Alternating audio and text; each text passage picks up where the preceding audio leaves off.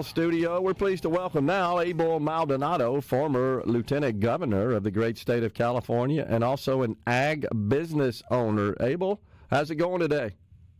Rory, it's going great. How are you? 6 days to go, my friend. I know. We're just sitting here counting it down, talking about it. How do you feel about the results we're going to see next week? You know what? I think we got a little wind at our back, Gerard. There's no question about that. However, we need to continue. I'm here at an airport now. I'm heading back to Philly. I was there all of last week. The energy was up. The crowds were growing, doubling in size toward the end of the week. I'm back at it tomorrow, and then we're going to go through the whole weekend until November the 4th at 8 p.m. is our last rally stop on Trump 47 bus. So we're going to give it all we got. We got to win this race. Our country's at stake. So, Abel, what are you hearing from folks on the ground? What are they sharing with you about their concerns and just their thoughts going into Election Day and who they're going to support?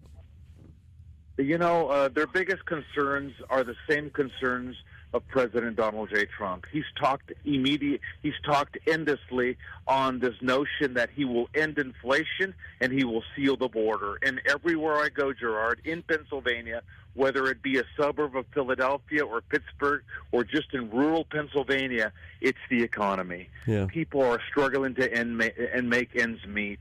If you own a farm, they're struggling to pay for fuel, parts, energy. If you own a restaurant, obviously they're struggling to pay for ingredients and so forth. It's the economy. And then you add the open border with all this illegal immigration that's come from the north. Every state is now a border state. Yeah. You know, the Biden administration, Kamala Harris, our borders are, she just opened the floodgates. But I've known her, Gerard, for 25 years. I've had a front row seat to all her policies. That's who she is. She opened the floodgates in California. It's what we have. You know, she has attempted, at least, Abel, as you know, to distance herself from President Joe Biden and the policies that have put us in this position, that have got Americans really favoring Donald Trump. And she says her presidency will not be a continuation of the Biden presidency. Can she be believed would be the first question. And the second question, which has been asked multiple times of her, why hasn't she done anything about some of these problems while sitting in the second most powerful office in the country? She just won't do it. She doesn't care about the border. Now her new favorite line today is, I have a to-do list. Well, the to-do list has been on our desk for 4 years, my friend. So if you have a to-do list, Gerard, and you haven't done it in 4 years, you'd be fired. I mean, so that's what we need to do here in the next 6 days. Look, I've watched her. I've had a front row seat. I've lived under her government of Attorney General, District Attorney, and U.S. Senator, and now Vice President. She is an open border, deep on the police, sanctuary city prosecutor. Her commercial says she's a prosecutor, Gerard. She's a San Francisco prosecutor. There is a difference. She's also says that President Trump's border wall was only a vanity project. Well, if you look at her commercials now, she has that wall in the background. She's a hypocrite. So we just got to stay the course, continue to move forward, and we need to get this election won to save America.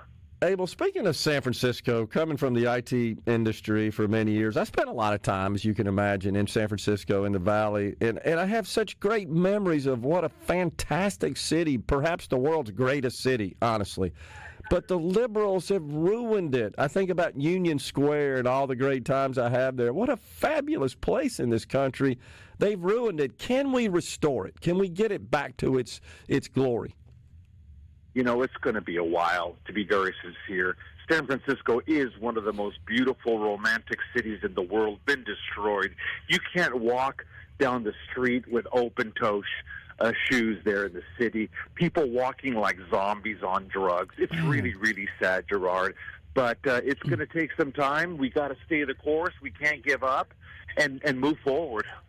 Man, it's just sad that we've allowed this Democrat ideology where we seem to show deference to a small number of people in this country that just is counter to just common sense. Just what makes common sense. 100%. We've got our work cut out. Right now, we've got to get President Trump elected in 4 more years. Maybe it'll give us some hope, and it'll retain some of the voters in California, because Republicans have left in droves. They've left to Texas, Nevada, Florida, and so forth. Abel, the Democrats have been sort of riding this identity politics pony for a while. It seems like that pony's slowing down and at the back of the pack. Do you feel that? Do you see that voters are saying, I don't really care about all that? Yeah, it's just crazy, and they've tended to just keep it along. We need to stay the course. We've got one job, Gerard: President Trump in 6 days. Yeah, I agree. All right, so talk about your experience as an owner of an ag business. I see it, I hear it from our Commissioner of Agriculture, Andy Gibson, here. It's a big problem right now for the farmers in the agriculture industry, is it not? Oh, of course. Agriculture is under attack. I mean, the Environmental Protection Agency, fuel, all the costs are expensive. It's under attack. We need to continue to work on that. And Mr. Trump seems to really appreciate the value of the American farmer and the importance of the agriculture industry. I just don't get the same feeling from Biden or Harris. They're more concerned about all this DEI and radical gender ideology and abortion and crazy things like that are just so secondary to people. 100%. And if you watched Biden and Harris operate in California, it's just been difficult.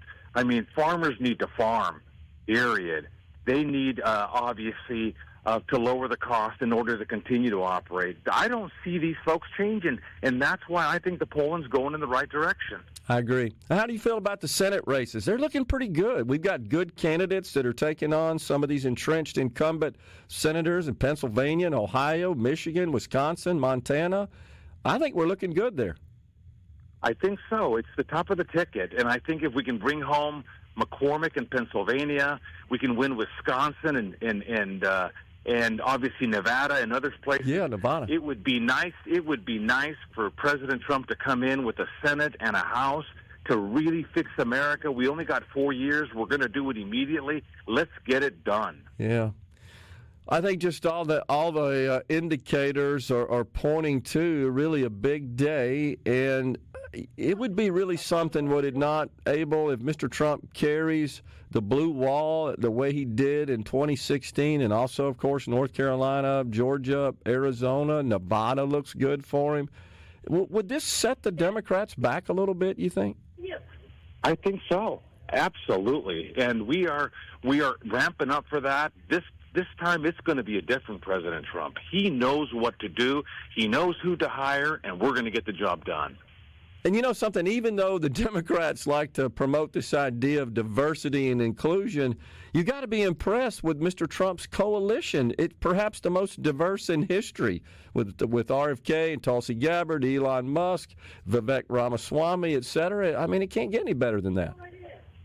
Yes, it's really amazing to see this unity party come together, and I think that's just got the opposition party they're just stewing in their soup. They have no idea what's happening here. So it's been fun to watch. We got to stay the course. Yeah, and when you can fill up, as he did, a Madison Square Garden in the heart of liberal country there, and not have any protesters outside, and just have this positive and energetic rally, that's got to be of concern to the Harris campaign. Absolutely. What a beautiful rally. People came together, and, it just set the tone. It's the way to close this campaign. He's made it very clear. The closing argument is very, very clear. Kamala Harris broke the border, broke inflation. President Donald J. Trump's going to fix it. And I think people see it. I really do. Absolutely. I think it's starting to resonate with people. Abel, we really appreciate you calling in and sharing your insights. Thanks for all you're doing on the campaign trail. Talk to you soon. Thank you, man. Thank you so much. I'm going to hop on an airplane, but have me back on next week. You got it. Be safe. Bye-bye. Take care, my friend. Bye-bye. Folks, we're coming right back in the